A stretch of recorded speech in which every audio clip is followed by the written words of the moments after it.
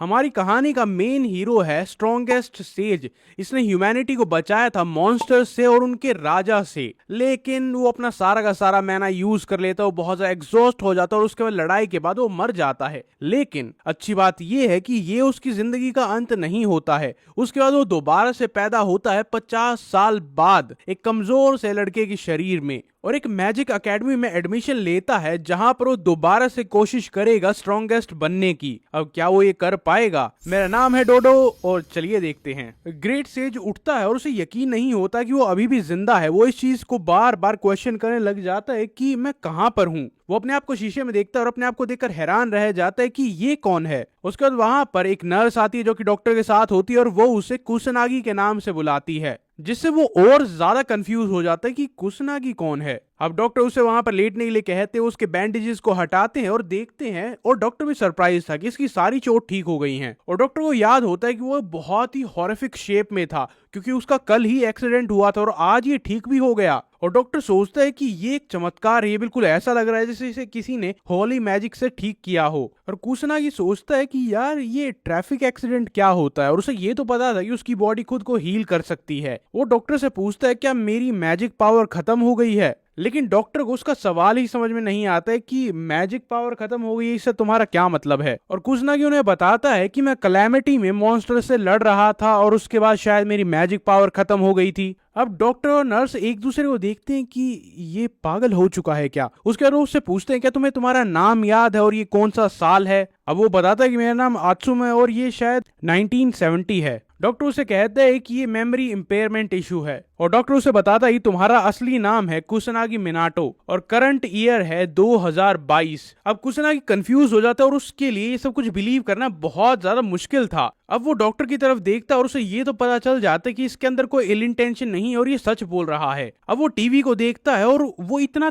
Thin कैसे है और उसमें इतनी क्लियर इमेज कैसे है। उसके बाद वो कैलेंडर को देखता है और वहां पर 2022 था। उसके बाद वो देखता है कि नर्स के हाथ में एक बहुत ही थिन सी कोई चीज है जिसपे स्क्रीन है, और फिर वो सोचने लग जाता है क्या मैं सच में फ्यूचर में पहुंच चुका हूं। और उसके बाद डॉक्टर उस कैलेमिटी के बारे में बात करता है जिसके बारे में कुसनागी बता रहा था, और वो बताता है कि वो कैलेमिटी 50 साल पहले हुई थी और उसके बाद से कभी नहीं हुई है। और कुसनागी को इस बात पर यकीन नहीं होता और वो डॉक्टर से पूछता है कि सारे मॉन्स्टर्स का क्या हुआ। डॉक्टर रिवील करता है कि ये एक पीसफुल एरा है और बेयरली कुछ मॉन्स्टर बचे हुए हैं। और तब कुसनागी को पता चलता है कि वर्ल्ड ने फाइनली पीस को अचीव कर लिया है, और तब उसे थोड़ी सी शांति मिलती है। जिस चीज के लिए वो लड़ रहा था, जिस चीज के लिए उसने अपनी जिंदगी दांव पर लगा दी थी, वो चीज फाइनली हो गई थी। और तो डॉक्टर उसे ये भी बताता है कि आत्सुमो जिस इंसान के बारे में तुम बात कर रहे हो, ग्रेट सेज, वो 50 साल पहले डीमन मॉन्स्टर्स के किंग से लड़ते हुए मारा गया था। उसे एक हीरो माना जाता है जिसने अपने आप को सेक्रीफाइस कर दिया था दुनिया को बचाने के लिए। अब डॉक्टर तो इस बात पर यकीन नहीं करता है कि ये आत्सुमो है, लेकिन कुसनागी को लगता है कि शायद मैं 50 साल पहले मारा गया था और उसके बाद सीधा मैं फ्यूचर में इस बॉडी में रीइंकारनेट हुआ हूं।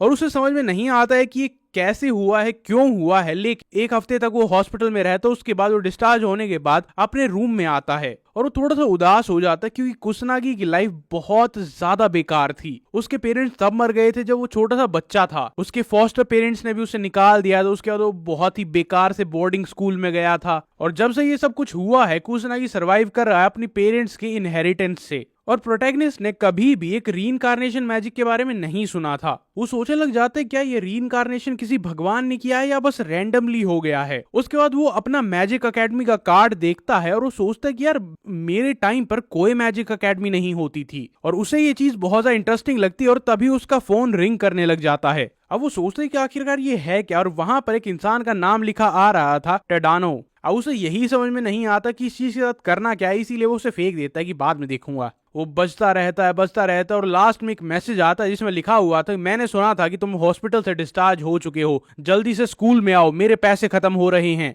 और अगले दिन वो मैजिक एकेडमी में जाता है। वो अपने आसपास देखता और वो बहुत ज्यादा एक्साइटेड था कि अब मैं एक अडल्ट हूं लेकिन मैं स्कूल अटेंड कर सकता हूं, ये काफी एक्साइटिंग होगा। और जब वो व्यू को एंजॉय कर ही रहा होता है, वो एक स्टूडेंट को देखता है कि वो अपने फायर मैजिक से एक डमी पर अटैक कर रहा होता है। अब प्रोटैगनिस्ट उसे देखता है और वो डिसअपॉइंटेड हो जाता है कि यार सबका मैजिक इतना कमजोर क्यों है। वो और भी स्टूडेंट्स को ऑब्जर्व करता है और उसे पता चलता है कि यहाँ पर सभी लूजर्स हैं, और उसे यकीन ही नहीं होता कि सारे स्टूडेंट इतने बेकार कैसे हो सकते हैं, क्योंकि उसके टाइम पर न्यूबीज जो नया नया मैजिक करना सीखते हैं वो भी इससे स्ट्रांग होते थे। और उसके मन में डाउट आने लग जाते कि भाई ये तो मजिशियंस कभी नहीं बन सकते, अगर ये मेज बन गए तो ये मेज के नाम पर धब्बा होंगे। और उसे समझ में तो ये नहीं आ रहा था कि अगर ये पीसफुल एरा है तो लोगों को और ज्यादा ट्रेन करना चाहिए था, उनके पास और फैसिलिटीज हैं तो मैजिक स्ट्रांग होना चाहिए था, वो इतना डिक्लाइन कैसे कर गया। अब वो अपनी क्लास में जाता है और अपनी चेयर ढूंढकर वहां पर बैठ जाता है, लेकिन फिर वहां पर एक ट्विस्ट आता है।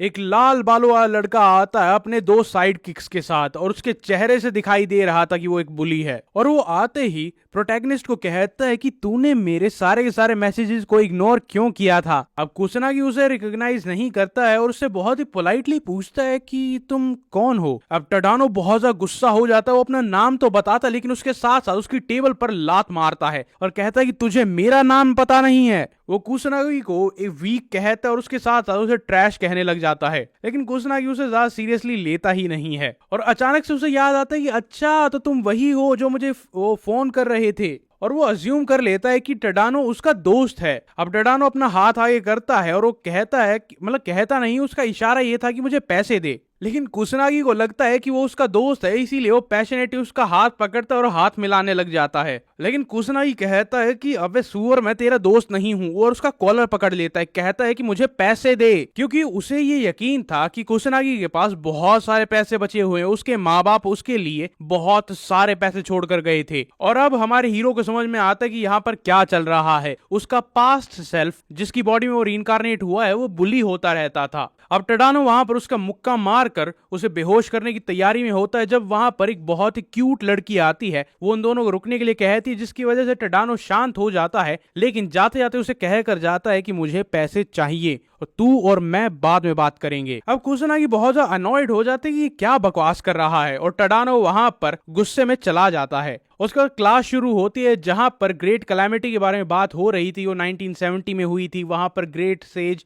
आत्सुओ मिनाटो था जिसने अपने आप को सेक्रीफाइस किया था, क्योंकि 50 साल पहले हर तरफ से मॉन्स्टर्स आ रहे थे और ह्यूमैनिटी डिस्पेयर में थी कि वो क्या करेगी। लेकिन ग्रेट सेज आत्सुमो ने कभी गिव अप नहीं किया और पूरी दुनिया को बचाया था, और उस दिन के बाद से कैलामिटी कभी भी वापस नहीं आई है। उसके बाद टीचर स्टूडेंट से पूछने लग जाते कि तुम्हें ग्रेट सेज के बारे में क्या क्या पता है, और उसके बाद वो ब्लू बालों वाली लड़की खड़ी होती है और कहती है कि मुझे पता है और इसका नाम है मिजुहा। टीचर उसे बोलने की परमिशन देता है और उसके बाद वो बताने लग जाती है और ग्रेट सेज की बहुत ही तारीफ करती है। और तो वो ये भी बताती है कि आत्सुमो ग्रेट सेज वही एक इंसान है जिसकी वजह से हमारी अकेडमी बनी थी, और वो ह्यूमैनिटी का सेवियर है, वो एक अल्टीमेट हीरो है, और पूरी दुनिया में हर एक अपकमिंग या फिर एस्टैब्लिश्ड मेज का आइडल है। अब टीचर कहते हैं कि तुमने बिल्कुल सही कहा, और उसके बाद वो ग्रेट सेज की और तारीफ करता है कि उसने पहली कैलामिटी को सरवाइव किया था और वो पहला इंसान था जिसने मैजिक करना सीखा था। इस एकेडमी को बनाया गया था ताकि उस जैसे और मेजेस बन सके।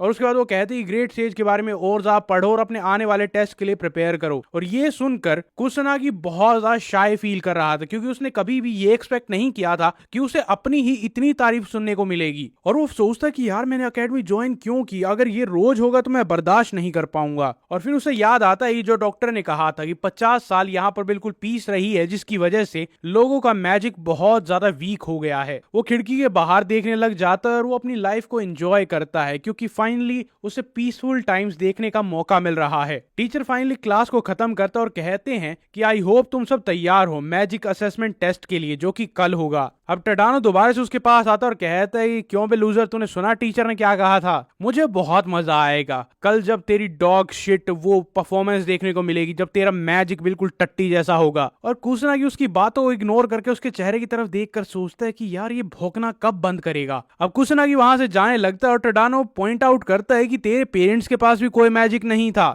वो उसे एक ऑर्फन बोलता है और उस पर हंसने लग जाता है, और कुसनागी उसे जवाब देने लग जाता है, जिससे टडानो और ज्यादा गुस्सा हो जाता है। और अब उसका पेशेंस खत्म हो जाता है और वो किसी तरह का फायर मैजिक एक्टिवेट करता है। अब सारे के सारे क्लासमेट्स वहां पर शॉक हो जाते हैं और उसे रोकने की कोशिश करते हैं। उसमें से एक लड़का सोचता, क्या तुम सच में फायर मैजिक को क्लास के अंदर यूज करने वाले हो? और टडानो फायर मैजिक को कास्ट कर देता और वो सोचता है कि ये मर क्यों नहीं जाता। अब वो नीले बालों वाली लड़की मिजुआ उसे रोकने के लिए आगे बढ़ती है, लेकिन वो लेट हो चुकी थी क्योंकि उस टाइम तक वो फायर बॉल कुसनागी के पास पहुंच चुका था। और जब कुसनागी उस फायर बॉल को अपनी तरफ आते हुए देखता है, वो वहां पर बिल्कुल अनफेज्ड खड़ा होता है, ना उसके चेहरे पर एक भी इमोशन होता है, ना ही डर होता है, और वो मैजिक अटैक सीधा उसके मुंह पर जाकर लगता है और सारे स्टूडेंट शॉक हो जाते क्योंकि वहां पर एक बहुत बड़ा धमाका होता है। मिजुआ कहती है कि ये बहुत ही यूजलेस तरीका है मैजिक यूज करने का, और उसे वार्न करते हैं कि आज के बाद कभी भी ऐसे यूज मत करना, तुम किसी को हर्ट कर सकते हो। लेकिन टेडानो तब भी कुसनागी को ब्लेम करता है कि उसकी गलती थी, वो फालतू बोल रहा था,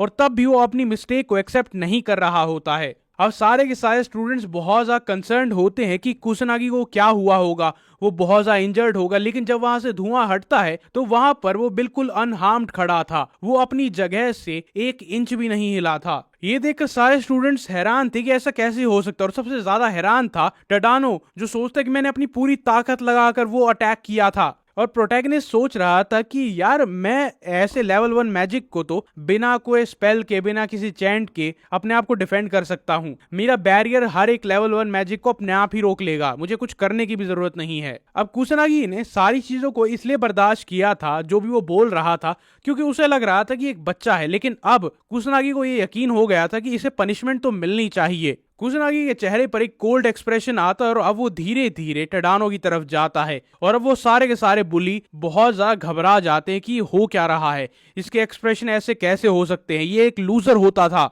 और अब कुसनागी अपना मैजिक अनलीश करता है और सारे के सारे स्टूडेंट्स वहां पर फ्रीज हो जाते क्योंकि वो पावर इतनी ज्यादा ओवरवेलमिंग थी, और सब लोगों के मन में बस एक ही सवाल चल रहा होता है कि ये हो क्या रहा है। कुसनागी धीरे धीरे टेडानो की तरफ जाता है और उसका हाथ उसके चेहरे की तरफ जाता है। टेडानो वहां पर जमीन पर गिर जाता है और वो ऑलमोस्ट अपनी पैंट को गीली कर देता है, लेकिन तभी वहां पर टीचर बीच में इंटरफेयर कर देता है। वो दरवाजा खोलता और कहता है कि ये किस तरह की आवाज थी, और सवाल पूछते हैं कि क्या कोई यहाँ पर मैजिक यूज कर रहा है। और कुसनागी एक ब्राइट स्माइल के साथ कहते हैं कि अरे नहीं सर, यहाँ पर सब कुछ ठीक है, यहाँ पर कोई मैजिक यूज नहीं कर रहा है, और कहता है कि शायद बाहर से मैजिक आया होगा या बाहर कोई यूज कर रहा होगा। टीचर आसपास देखता है और सोचता है कि नहीं, यहाँ तो मैजिक यूज नहीं हुआ है, और कुसनागी कहता है कि हाँ हो सकता है हमारे डिपार्टमेंट से बाहर कोई मैजिक प्रैक्टिस कर रहा हो। लेकिन टीचर कहता है कि यहाँ पर ये स्मोक किस तरह का, और कुसनागी बिल्कुल फ्लैट फेस के साथ उन्हें कहता है कि बाहर से आया है। और कुसनागी के चेहरे के एक्सप्रेशन देखकर वो टीचर बिलीव भी कर लेता और कहता है कि सब लोग अपनी अपनी सीट पर बैठ जाओ, मैं बाद में इन्वेस्टिगेट करूंगा कि ये धुआं कहां से आया है। अब कुसनागी फेक स्माइल के साथ उन्हें बाय कहता और डिसाइड करता है कि वो फेक एविडेंस क्रिएट करेगा जिससे टीचर उनके पीछे ना आए। और सारे के सारे स्टूडेंट्स हैरान होते हैं कि कुसनागी इतनी आसानी से झूठ बोल रहा है, और टीचर ने उस पर यकीन भी कर लिया। और इस टाइम पर टेडानो, जो कि जमीन पर ही बैठा हुआ, जो थोड़ी देर पहले अपनी पैंट गीली करने वाला था, वो दोबारा से अपना गुस्सा दिखाने लग जाता है। और कुसनागी इस टाइम पर यह सोच रहा था कि सारे के सारे स्टूडेंट बहुत ज्यादा वीक हैं, ये एक मॉन्स्टर को भी ढंग से नहीं मार पाएंगे, और उसे पता था कैलेमिटी जा चुकी 50 साल से नहीं आई है, लेकिन तब भी वो सोचता है कि मॉन्स्टर कहीं से भी कभी भी आ सकता है और कुछ मॉन्स्टर तो बचे हुए होंगे। और वो डिसाइड करता है कि पहले मैं चेकआउट करता हूं कि पूरी दुनिया में कितने मॉन्स्टर्स बचे हुए हैं, और रात को वो मैजिक सर्कल्स का यूज करता है ओल्ड शिबुया में जाने के लिए। और वो एक बिल्कुल बर्बाद शहर था, और उस टाइम पर कुसनागी याद करता है कि उसके टाइम पर यह शहर कैसा होता था, और यहाँ पर सबसे ज्यादा मॉन्स्टर्स होते थे, और यहीं से ग्रेट कैलेमिटी शुरू हुई थी। वो देखता है कि यहाँ पर कोई भी मॉन्स्टर्स नहीं है और फिगर आउट कर लेता है कि शायद पुलिस ने उन्हें संभाल लिया होगा। लेकिन अचानक से वो एक मॉन्स्टर को सेंस करता है और उसी के आसपास एक इंसान भी है। अब वो जल्दी से भागकर वहां पर जाता है। वहां पर एक डरी हुई लड़की होती है और उसके आसपास एक बहुत ही टेरिफाइंग मॉन्स्टर होता है। अब मॉन्स्टर उस लड़की को खाने के लिए आगे बढ़ता है, लेकिन तभी वहां पर कुसनागी आ जाता है। मॉन्स्टर दर्द से चिल्लाता है और कुसनागी के एक ही अटैक से बर्बाद हो जाता है और मिट्टी में मिल जाता है। और प्रोटैगनिस्ट नोटिस करता है कि इस लड़की की शर्ट पर एक पुलिस बैज है, और उसे पता चल जाता है कि ये मजिशियन पुलिस फोर्स से है, और उसे एडवाइस देता है कि अगली बार बहुत ही ज्यादा ध्यान से रहना। उसे थैंक यू बोलते हैं, लेकिन वो वहां से सर्कल्स को समन करता और दफा हो जाता है। वो सोचती है कि यार ये कौन था, ये ग्रेट मजिशियन था, इसने एक ही बार में मॉन्स्टर को खत्म कर दिया। लेकिन ये भी सोचती है कि बिना चैंटिंग के उसने मॉन्स्टर को कैसे हराया, और बिना चैंटिंग के उसने मैजिक कैसे यूज किया। और कुसनागी जाते वक्त सोचता है कि ये अच्छी बात थी कि मेरा चेहरा ढका हुआ था, मैं अभी अभी रीइंकारनेट हुआ हूं, मुझे ज्यादा टेंशन की जरूरत नहीं है। लेकिन उसके दिमाग में एक सवाल चल रहा था कि आखिरकार पुलिस ऑफिसर इतनी ज्यादा वीक कैसे हो सकती है कि वो एक सबसे कमजोर मॉन्स्टर के सामने ऐसे कांप रही हो। और उसे ये लगता है कि पुलिस भी अकेले मॉन्स्टर्स को नहीं हरा पाएगी, और वो इस कंक्लूजन पर पहुंचता है कि यहाँ पर हर एक इंसान कमजोर हो गया है। स्टूडेंट, पुलिस, मजिशियन, सब लोग। लेकिन वो स्माइल करता है और सोचता है कि ह्यूमैनिटी को एक और बार मेरी पावर्स की जरूरत है। वो आगे बढ़ता है और डिसाइड करता है कि वो एरिया में सारे के सारे मॉन्स्टर्स को खत्म कर देगा। अगला दिन आता है और प्रोफेसर उनसे पूछता है क्या तुम लोग तैयार हो मैजिक असेसमेंट टेस्ट के लिए, और कहता है कि अपने दोनों एट्रीब्यूट्स को बहुत अच्छे से मेजर करना, क्योंकि ये बहुत ज्यादा जरूरी है अगर तुम आगे जाकर एक मेज बनना चाहती हो। लेकिन कुसनागी उसे देखकर हैरान था कि ये किस तरह का टेस्ट है और क्या उसकी पावर्स को बिना डिवाइस के मेजर नहीं किया जा सकता। और वो सोचता है कि स्टूडेंट्स के लिए जरूरी हो सकता है, लेकिन एक टीचर को मैजिक परसेप्शन के बारे में नहीं पता, जबकि मैजिक परसेप्शन पूरे पूरे मैजिक का बेसिस होता है। मिजुआ आगे आती है और कुसनागी से पूछती है क्या ये सही टाइम है, और लोग उन्हें बात करते हुए देखते हैं और रूमर्स बनाने लग जाते हैं और सोचते हैं कि ये लड़की इस लूजर से बात क्यों कर रही है। और वो बताती है कि मैं सेकंड डॉटर हूँ नोबल हाउस मिजुहा युइका। कुसनागी को समझ नहीं आता है कि नोबल मैजिक हाउस क्या होता है, और मिजुआ उसे समझाती है कि लीडिंग 4 मैजिक हाउसेस हैं जो कि नोबल्स माने जाते हैं क्योंकि वो बहुत स्ट्रांग होते हैं। अब कुसनागी उसे रिकॉग्नाइज नहीं करता है और उसे याद आता है कि उसके टाइम पर कोई नोबल फैमिलीज नहीं होती थी। वो उसके मैजिक को चेक करता है और वो सोचता है कि यार इसका मैजिक इतना कमजोर है और तब भी ये इतना ब्रैग कर रही है कि हम पावरफुल नोबल फैमिलीज हैं, हमारा मैजिक बहुत पावरफुल होता है। और मिजुआ उससे पूछते कि तुम इतने ज्यादा अनइंटरेस्टेड क्यों हो, क्या तुम्हें मेरी बातें झूठ लग रही हैं। और टडानो दूर से उन्हें देख रहा होता है और वो जेलसी में बस डूब रहा होता है कि ये दोनों वहां पर क्या बात कर रहे हैं। और कुसनागी उसे कहते हैं कि अगर तुम एक मैजिक नोबल हो तो तुम मुझ जैसे लूजर से बात क्यों कर रही हो। अब वो थोड़ी सी अनोय हो जाते, लेकिन फिर भी वो अपनी डिग्निटी को वहां पर मेंटेन करने की कोशिश करती है और सोचते कि मुझे एक नोबल की तरह बिहेव करना चाहिए। अब कुसनागी उससे पूछता है क्या तुम्हारा दिमाग खराब है क्या, लेकिन मिजुआ उससे पूछती है कि कल तुम पर एक मैजिक अटैक हुआ था जो कि बहुत ज्यादा स्ट्रांग था और तुम्हें कुछ नहीं हुआ, क्या उसके पीछे कोई रीजन है। अब वो उससे और भी सवाल पूछने वाली थी, लेकिन टीचर बीच में इंटरप्ट कर देता और कहता है कि मैजिक असेसमेंट के लिए तैयार हो जाओ। कुसनागी इस अपॉर्चुनिटी का यूज करता और वहां से चला जाता है और मिजुहा वेट करती है कि मैजिक असेसमेंट के बाद मुझे ये देखना है कि इसकी असली पावर्स कितनी हैं। सबसे पहले वहां पर टडानो जाता है जिसकी मैजिक पावर थी 1000 और वो भी फायर मैजिक एट्रीब्यूट के साथ, और वो अपनी इंप्रूवमेंट को सेलिब्रेट करता है कि मैं और ताकतवर बन गया हूँ। और कुसनागी सोचता है कि स्टैंडर्ड्स बिल्कुल वैसे ही है जैसे मेरे टाइम में होते थे। और उसके बाद मिजुहा आगे बढ़ती है, वो अपना मैजिक अनलीश करती है और उसका एट्रीब्यूट होता है वाटर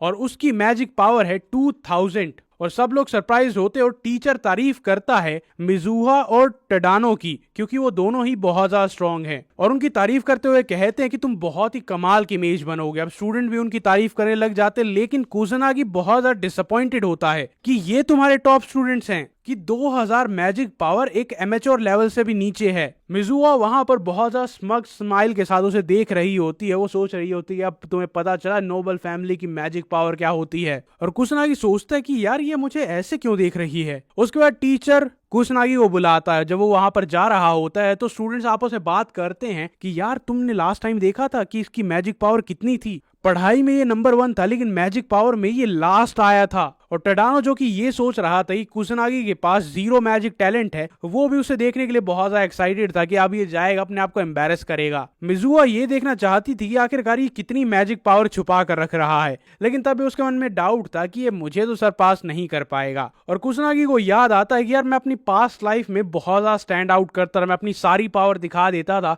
जिसकी वजह से बहुत मुसीबतें आती थी, मुझे इस जिंदगी में वो नहीं चाहिए। कुसनागी पहले सोचता है कि थोड़ा होल्ड बैक करता हूँ, लेकिन उसके बाद वो डिसाइड करता है कि देखता हूँ ये मशीन कैसी है, और वो अपनी सारी पावर बिना कंट्रोल किए रिलीज करता है। वो मैजिक स्टोन ग्लो करने लग जाता है और बहुत ही ब्राइट बीम ऑफ लाइट ऊपर की तरफ जाती है और 2 अलग अलग क्लास के सीनियर मैन भी उसे देखते हैं और हैरान रह जाते हैं कि ये क्या है। वो और ज्यादा ग्लो करती है और ज्यादा ग्लो करती है और फाइनली वो फट जाती है। स्टूडेंट यहाँ वहां भागते अपने आप को बचाने के लिए क्योंकि वहां पर मैजिक एक्सप्लोजन हुआ था। लेकिन कुसनागी बहुत ज्यादा डिसअपॉइंटेड होता है कि यार ये मशीन मेरे मैजिक को हैंडल नहीं कर पा रही है, ये किस काम की मशीन है। और उसे ये तो डाउट पहले से ही था कि उसके कोई भी क्लासमेट उसके मैजिक को सेंस नहीं कर पाएंगे, तो उन्हें पता ही नहीं चलेगा कि ये हुआ किस वजह से है। अब टीचर बहुत ज्यादा कंसर्न होता है और उन सब से पूछता है क्या तुम सब लोग ठीक हो। वो सारे स्टूडेंट्स कहते कि हाँ हम ठीक है, हम थोड़ी दूर खड़े थे। उसके बाद वो कुसनागी के पास जाते और कहते क्या तुम ठीक हो। कुसनागी कहता है कि हाँ मैं तो बिल्कुल ठीक हूँ। और टीचर कहते कि तुम बहुत ज्यादा लकी थे कि तुम्हें कुछ नहीं हुआ, क्योंकि तुम इस मेल फंक्शन डिवाइस के सबसे पास खड़े थे।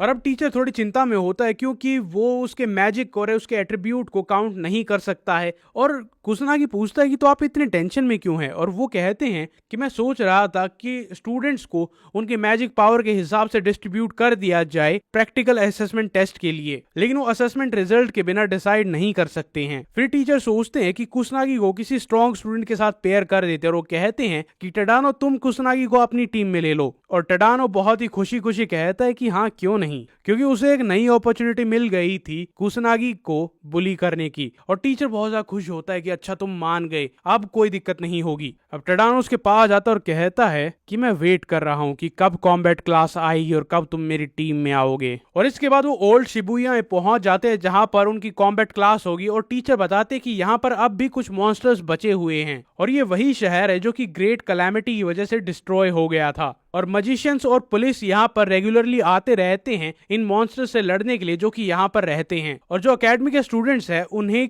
भी ये करना पड़ता है। ये एक रिक्वायरमेंट है कि उन्हें पुलिस के साथ जाकर इन मॉन्स्टर्स से फाइट करनी होती है। लेकिन टीचर उन्हें कहता है कि तुम्हें टेंशन लेने की जरूरत नहीं है, क्योंकि यहाँ पर ज्यादातर मॉन्स्टर्स को पुलिस या फिर जो नोबल फैमिलीज के मेज होते हैं वो डील कर लेते हैं। और कुसनागी ने एक प्रैक्टिकल क्लास इस तरह की एक्सपेक्ट नहीं की थी, और वो ये तो उम्मीद कर रहा था कि कम से कम तुम मिलकर तो एक मॉन्स्टर को हरा पाओगे। और वो ऐसा इसलिए सोच रहा था क्योंकि यहाँ पर स्टूडेंट्स बहुत ज्यादा वीक हैं। और कुसनागी कल रात को यहाँ पर आया था, लेकिन अब उसे थोड़ा वियर्ड फील हो रहा था, क्योंकि कल रात को उसने सारे मॉन्स्टर्स को खत्म कर दिया था, लेकिन उसे अभी भी यहाँ पर मॉन्स्टर्स की प्रेजेंस महसूस हो रही थी, और उसे आसपास कोई डिजास्टर की ट्रेसेस भी नहीं मिल रही थी। तो ये मॉन्स्टर यहाँ पर आए कैसे? और वो सोचने लग जाते हैं कि अगर यहाँ पर कोई कैलामिटी नहीं हो रही है तो शिबुया में बार बार मॉन्स्टर्स कहां से आते रहते हैं। एपिसोड 2। उसके बाद वो कुछ लड़कियों को आपस में बात करते हुए सुनता है कि वो आपस में compete करने की बात कर रही थी, और वो हैरान होता है कि एक प्रैक्टिकल क्लास है लेकिन तब भी इतना रिलैक्स्ड फील क्यों कर रहे हैं। और मिजुहा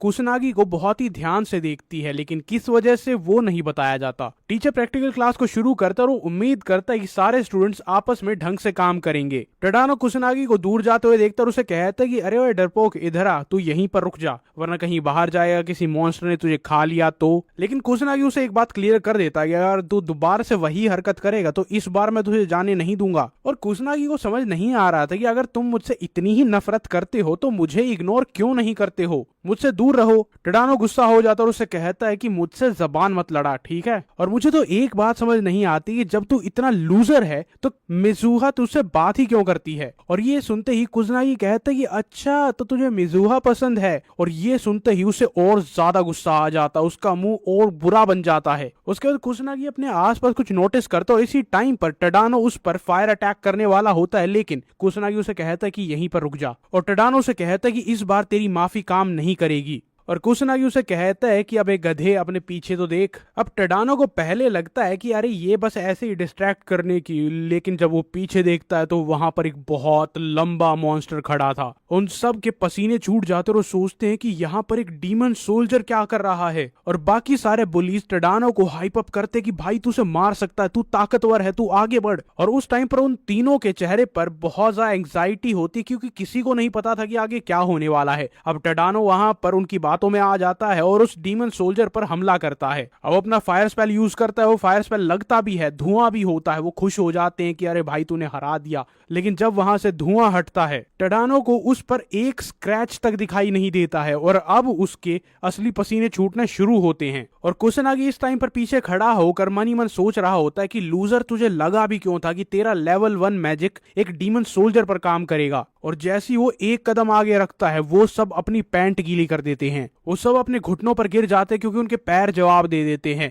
और वो हिल भी नहीं पाते हैं। टडानो की आंखों से, उसके मुंह से, उसके नाक से पानी आने लग जाता है और वो सोचता है कि क्या मेरी जिंदगी यहीं पर खत्म हो जाएगी। और जब वो डीमन सोल्जर ऑलमोस्ट उसे मारने ही वाला होता है वो कुछ नोटिस करता है कि यहाँ पर एक बहुत ही स्ट्रॉन्ग इंसान है, और वो कुसनागी की तरफ देखता है और उसकी पावर से वो डीमन सोल्जर थोड़ा डर जाता और पीछे हट जाता है कि ये यहाँ क्या कर रहा है। कुसनागी आगे आता है और वो अमेज था कि अच्छा तो तुम सेंस कर सकते हो कि यहाँ पर सब सबसे ताकतवर कौन है, मतलब इंसान तुमसे भी नीचे लेवल पर आते हैं। वो डीमन सोल्जर से खुद लड़ने के लिए आगे जाता और अपनी पावर को अनलीश करता है। वो मॉन्स्टर ही वहां पर ऑल आउट जाता और वहां पर बहुत सारे मैजिक सर्कल्स को समन कर लेता है। टडानो और उसके ग्रुप की बुरी हालत हो चुकी थी और उन्हें ये नहीं लग रहा था कि कुसनागी कुछ भी कर पाएगा, और वो डीमन सोल्जर लेवल 2 मैजिक को समन करता है जो कि होता है रॉक ब्रेक। एक बहुत बड़ा पत्थर हमारे हीरो की तरफ आता है, लेकिन वो वहां पर खड़ा होता है, ऑरा फार्मिंग करता है और बस एक स्माइल के साथ लेवल 1 मैजिक को समन करता है जिसका नाम होता है फायर एरो। और वो एरो सीधा उस पत्थर की तरफ फेंकता है। वो एरो उस पत्थर को डिस्ट्रॉय करती है और उसके बाद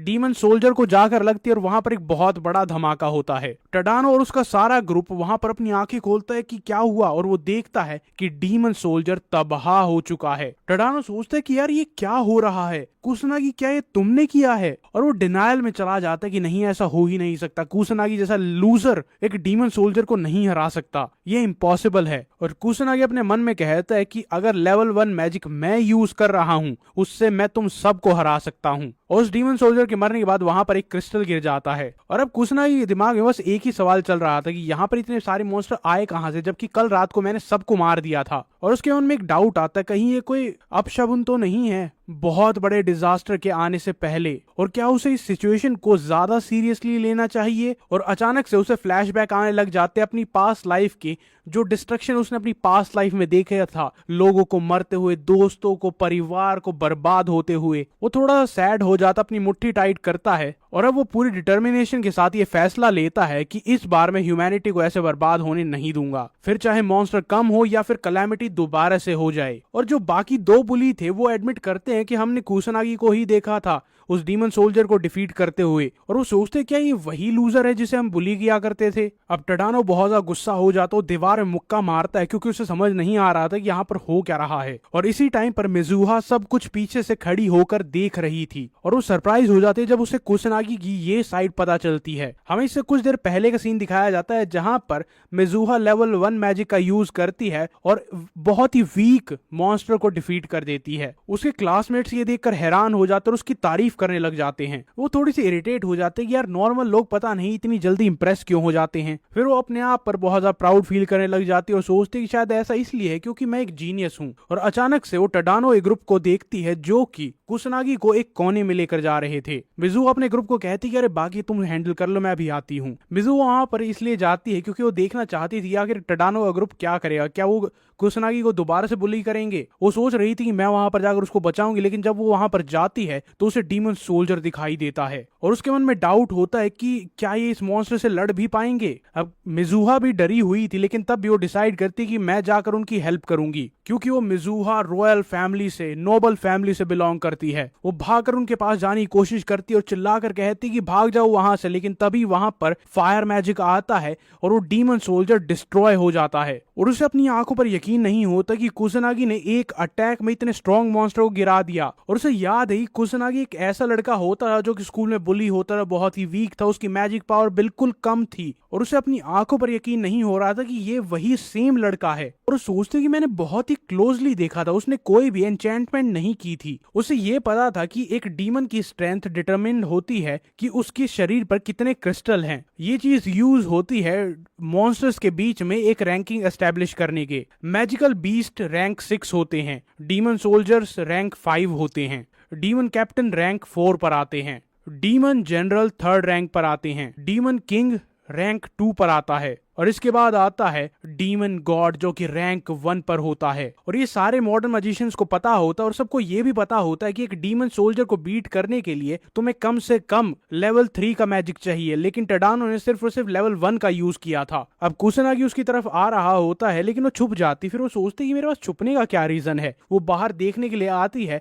और कुसनागी उसे नोटिस कर लेता और कहता है कि तुम यहाँ क्या कर रही हो, ऐसे ताका झाकी करने अच्छी बात नहीं होती। वो थोड़ी सी एम्बेरस हो जाती और कहती कि तुम्हें कैसे कैसे पता चला कि मैं यहाँ पर थी। और कुसुनागी कहता है कि अगर मैं तुम्हारे मैजिक को डिटेक्ट भी ना कर पाऊं तो ये अपने आप को मेज कहने पर शर्म आएगी। और मिजुआ कंफ्यूज हो जाती है कि इसका क्या मतलब हुआ, और कुसुनागी बहुत ज्यादा डिसअपॉइंट हो जाता है कि यार ये मैजिक सेंस नहीं कर सकते, ये अपने आप को मेज क्यों बुलाते हैं। अब कुसुनागी आगे चलने लग जाता है और उसकी किसी बात का जवाब नहीं देता, वो उसके पीछे जाने की कोशिश करती है, वो दूसरी गली में मुड़ जाता है और जब वो वहां पर पहुंचती है तो वहां पर कोई नहीं था। और इस टाइम पर कुसुनागी जंप करके एक बिल्डिंग पर चला गया था, उसे नीचे देखता और बहुत ज्यादा इरिटेट हो जाता है, यार ये बार बार मुझे ही ढूंढ रही है। फिर कुसुनागी डिसाइड करता है कि देखते हैं कि यहाँ पर कितने मॉन्स्टर्स हैं। वो अपने आसपास चेक करता है और सेंस करता है कि यहाँ पर कोई भी डीमन सोल्जर नहीं है, लेकिन उससे वीकर मॉन्स्टर्स बहुत सारे हैं। और जब उसने टडानो की वीक परफॉर्मेंस देखी थी कि वो एक मॉन्स्टर को नहीं मार पा रहा था, फिर उसे डाउट होने लग जाता है कि यार अगर ये नहीं कर पा रहा है तो बाकी स्टूडेंट भी नहीं कर पाएंगे।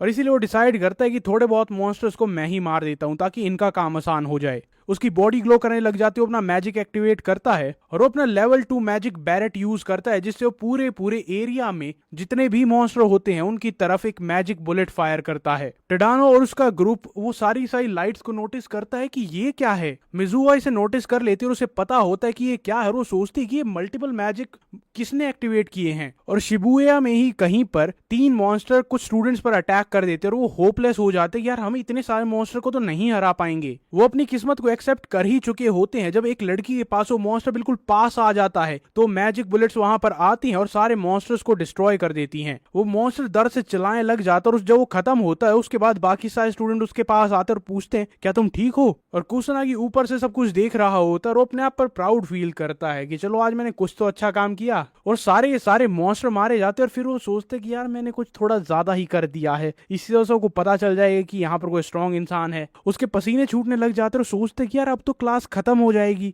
वो अपने मैजिक सर्कल का यूज करता है कहीं और जाने के लिए और एक अंधेरी सी गली में आकर लैंड करता है। अब वो सोचता है कि यार मैं अपनी पावर्स को छुपाना नहीं चाहता, लेकिन इसके साथ जो अनवांटेड अटेंशन आती है वो बहुत बेकार लगती है। उसके बाद अपने क्लासमेट्स को और अपने टीचर को ज्वाइन करता है, जहां पर उनका टीचर चेक कर रहा होता है यार इतने सारे मॉन्स्टर एक साथ कैसे मारे गए। और वो सोचते हैं किसी बहुत ही हाईली स्किल्ड इंडिविजुअल ने इन सबको मारा है, क्योंकि एक मॉन्स्टर को सिंगल स्ट्राइक में मारना कोई आसान बात नहीं है। और वो उस मैजिक के बारे में सोचता है जिसने इन सारे मॉन्स्टर को मारा था, और वो सोचता है कि मैजिक बुलेट नल एट्रीब्यूट में आती है। और वो भी इतना हैरान होता है, कहता है कि मैंने आज से पहले ऐसी चीज कभी नहीं देखी। और वो ये एडमिट करता है कि अगर ये मैजिक बुलेट्स यहाँ पर नहीं आती तो यहाँ पर सिचुएशन बहुत ज्यादा खराब हो जाती। और वैसे भी 2 बुलेट्स को फायर करना भी इंप्रेसिव होता है, इसने तो 6-8 बुलेट्स फायर की थी और ये कोई एवरेज स्टूडेंट तो यूज नहीं कर सकता है। अब स्टूडेंट वहां पर बहुत ज्यादा फ्रस्ट्रेट हो जाते कि आपने कहा था कि प्रैक्टिकल एग्जाम है, हमें इतने सारे मॉन्स्टर्स को फेस करना क्यों पड़ रहा है। और टीचर कहता कि मुझे भी नहीं पता था, मुझे लगा था कि पुलिस ने इसे क्लियर कर दिया होगा और इसीलिए वो उनसे माफी मांगने लग जाता है। वो जेन्युइनली अपोलोजाइज करते कि मेरी वजह से तुम्हारी सारी की सारी क्लास खतरे में पड़ गई थी। लेकिन उसके बाद जो लड़की बाल बची थी वो पूछती है कि क्या कोई स्पेशल इंसान यहाँ पर हमें बचाने के लिए आया था। और टीचर कहते हैं कि पता नहीं, क्योंकि ये कोई ऑफिशियल मेज या फिर पुलिस तो नहीं थी, तो ये मोस्टली कोई इलीगल मजिशियन हो सकता है। और वो अपने मन में इस सेवियर को थैंक यू बोलते हैं। कुसुनागी इन सारी बातों को सुनता है और वो स्माइल कर रहा होता है कि चलो ये सारे लोग एटलीस्ट थैंकफुल तो हैं कि किसी ने उनकी मदद की। और वो देखता है कुछ स्टूडेंट डिस्कस कर रहे थे कि आखिरकार वो फ्लाइंग लाइटनिंग चीजें वो क्या थी जिन्होंने मॉन्स्टर को मारा था। और वो बस ग्लैड होता है कि यार चलो सारे लोग ठीक हैं। और उस टाइम पर टडानो उसे देख रहा होता है, बल्कि घूर रहा होता है। और वो पुलिस का पूरा ग्रुप उसे गुस्से में बस सोच रहा होता है कि तुम मिल, एक बार तुझे बताता हूँ, क्योंकि उन्हें अभी भी ये रियलाइज नहीं हो रहा था कि कुसुनागी कितना स्ट्रांग है। अब मिजुआ वहां पर खड़ी होकर कुसुनागी वो देख रही होती है और वो सोचती है कि इसने लेवल 1 मैजिक के साथ एक डीमन सोल्जर को हरा दिया था, तो क्या उन मैजिक बुलेट्स के पीछे भी इसी का हाथ था। लेकिन फिर वो सोचती है कि पहले उसने मैजिक एट्रीब्यूट का यूज किया था, उसके बाद नल एट्रीब्यूट का, और वो डाउट करती है कि एक स्टूडेंट के पास 2 एट्रीब्यूट्स तो नहीं हो सकते। उसके बाद थोड़ी सी शांत हो जाती है, अरे नहीं मैं ऐसी ओवर थिंक कर रही थी, किसी भी इंसान के पास 2 एट्रीब्यूट थोड़ी हो सकते हैं। लेकिन उसे अभी भी ये समझ नहीं आया था कि उसने लेवल 1 मैजिक के साथ एक डीमन सोल्जर को कैसे हराया था। और इसी टाइम पर टडानो का ग्रुप भी ये बात कर रहा था कि उन मैजिक बुलेट्स के पीछे भी कुसनागी का हाथ होगा, लेकिन टडानो को यकीन नहीं होता कि अरे वो लूजर है, एक बार तुक्का लग गया, इसका मतलब ये नहीं है कि वो बहुत बड़ी तोप है, वो कुछ ना कुछ जरूर छुपा रहा है। और इस बात से उसके दोस्त भी अग्री करने लग जाते हैं और अब वो गुस्से में कहता है कि मैं उसे फोर्स करूंगा, मैं उसे मजबूर करूंगा कि वो अपना सीक्रेट रिवील करे। अब स्कूल के बाद कुसनागी अपने घर पर जा रहा होता है, लेकिन वहां पर एक बहुत बड़ा ग्रुप आ जाता है पुलिस का, और टडानो वहां पर आता है और उसका चेहरा बिल्कुल गुस्से से भरा हुआ था और वो कहता कि मैं तेरा ही वेट कर रहा था। लेकिन कुसनागी इरिटेट हो जाता और कहता है कि अबे यार दफा हो जा, जितना तू परसिस्टेंट है मुझे मारने में उतना मैजिक सीखने में यूज कर, तो शायद तू डेवलप कर पाएगा। और टडानो कहता है कि तू मुझे बोल रहा है, तेरे पास कोई हिम्मत भी नहीं होनी चाहिए कि तू मुझे बोल पाए, और वैसे भी तू एक लूजर है, ऊपर से एक तू चीटर है। और कुसनागी हैरान हो जाते हैं कि चीटिंग, मैंने चीटिंग कब की? और टडानो उसे कहता है कि तूने जरूर कोई ना कोई चीप ट्रिक यूज की थी उस डीमन सोल्जर को हराने के लिए। और कुसनागी को समझ में आ जाता है कि इन बेवकूफों से बात करने का कोई फायदा नहीं है और उसे कहता है कि चलो मेरे साथ चलो। और टडानो कहता है कि चलो बढ़िया है, तू भागा नहीं। और कुसनागी कहता है कि मेरे पास भागने का कोई रीजन नहीं है। लेकिन टडानो उस पर एक मुक्का मारने वाला होता है और उसे पता होता है कि ये पब्लिक पार्क में मैजिक यूज नहीं करेगा, क्योंकि यहाँ पर मैजिक यूज करना अलाउड ही नहीं है। और उसका मुक्का उसके मुंह पर लग जाता है, लेकिन वो अनफेज्ड वहीं पर बस खड़ा रहता है। अब वो उस पर अटैक करते रहते हैं और वो बस वहीं पर खड़ा रहता है, उसे कोई फर्क नहीं पड़ता। टडानो ये तक कहता है कि नीचे घुटनों पर बैठकर भीख मांग, तभी मैं तुझे जाने दूंगा। लेकिन कुसनागी वहां पर खड़ा था कि तुझे क्या लग रहा है मुझे कोई फर्क पड़ रहा है? क्योंकि कुसनागी की मैजिकल पावर उसे ऑटोमेटिकली डिफेंड करती है हर एक फिजिकल अटैक से। अब कुसनागी को पता था कि अगर मैं यहाँ पर मैजिक यूज करूंगा तो भी दिक्कत आएगी, मैं इन्हें मारूंगा तो भी दिक्कत आएगी, तो क्यों ना मैं नाटक करता हूँ। नाटक करने लग जाता है कि अरे मुझे दर्द हो रहा है। और तभी वहां पर कोई इंसान आता और कहता है कि तुम उस पर अटैक क्यों कर रहे हो? सारे पुलिस पीछे मुड़कर देखते हैं और ये मिजुहा थी। अब मिजुहा को देखते ही टडानो थोड़ा सा एम्बैरेस हो जाता है, क्योंकि वो उसे पसंद करता है, इसीलिए कहता है कि अरे कुछ नहीं, हम तो बस खेल रहे थे। लेकिन वो इतनी स्मार्ट थी कि वो उसकी बातों में नहीं आती और उसे कहती, उसके मुंह पर कहती है कि तुम एक बुली हो और उसे परेशान कर रहे हो। और मैं बहुत ज्यादा डिसअपॉइंटेड हूं कि मेरा एक क्लासमेट ऐसे सड़क छाप गुंडे की तरह बिहेव कर रहा है, और क्या तुम्हें शर्म नहीं आती है कि तुम ये सब कुछ कर रहे हो? अब टडानो को थोड़ा सा वियर्ड फील होता है कि मैं इसे पसंद करता हूं, लेकिन अब मैं क्या बोलूं, इसीलिए वो सारा का सारा ब्लेम कुसनागी पर डाल देता है। और अब टडानो को लगता है कि मिजुहा जो एक लड़की जिसे मैं पसंद करता हूं, अब वो मुझसे नफरत करने लगी है, वो भी सिर्फ इस लूजर की वजह से। अब मिजुहा जाती है और कुसनागी का हाथ पकड़कर उसे बाहर ले जाने लगती है कि चलो मेरे साथ। लेकिन टडानो बस एक चीज देखता है कि मिजुहा जाती है और उसका हाथ पकड़ लेती है, और इससे वो जलकर राख हो जाता है और उसका गुस्सा सारी लिमिट्स क्रॉस कर देता है और उसका पेशेंस अब खत्म हो जाता है। उसके दोस्त भी ये नोटिस करते हैं और कहते हैं कि भाई भाग यहाँ से, और वो धमकी देता है कि मैं तुझे जला दूंगा। और कुसनागी अब बहुत ज्यादा अनोय हो रहा था कि यार तू बहुत ही ज्यादा फ्रेजाइल ईगो वाला इंसान है। और अब वो सब के सब सारे बुलीज एक साथ अपने मैजिक सर्कल्स एक्टिवेट करते हैं। मिजुहा वहां पर पूछते हैं कि तुम ऐसे बिहेव क्यों कर रहे हो, यहाँ पर मैजिक यूज करना अलाउड नहीं है। और वो सारा का सारा ग्रुप फायर बॉल्स उसकी तरफ फेंकता है। अब मिजुहा को पता था कि ये कितना ज्यादा डेंजरस है, इसीलिए वो उसे बचाने के लिए आगे भागती है, लेकिन वो वहां पर टाइम पर नहीं पहुंच पाती और वो सारे के सारे अटैक उसके ऊपर लैंड करते हैं। और टडानो इस टाइम पर हंसने लग जाता है कि अब कोई भी फ्लैशी ट्रिक्स तेरे काम नहीं आएंगी, तुझे बचा नहीं पाएंगी। लेकिन उसके जो दोस्त होते हैं वो परेशान हो जाते हैं, भाई कहीं वो मर तो नहीं गया होगा। और उसे कहते हैं कि तू ऐसे ही टेंशन ले रहा है, वो बचेगा नहीं, और हम ऐसे ही बहाना लगा देंगे कि हमने मैजिक यूज किया था, वो आउट ऑफ कंट्रोल हो गया, थोड़ी वो सजा मिलेगी। लेकिन उसके दोस्तों को अब भी लग रहा था कि उन्होंने बहुत ज्यादा कर दिया। और जब वहां से धुआं हटता है तो कुसनागी बिल्कुल अनहार्म्ड वहां पर एक हीरो की तरह खड़ा था। और अब वो उन्हें कहता है कि मैं बहुत ज्यादा पेशेंस के साथ तुमसे बात कर रहा था, लेकिन तुम वो गधे हो जो कि लात के बिना नहीं मानते हो, तो तुम्हें सजा तो जरूर मिलेगी। और अब कुसनागी वार्म अप करता है कि मैं तुम्हारी ऐसी तैसी कर दूंगा।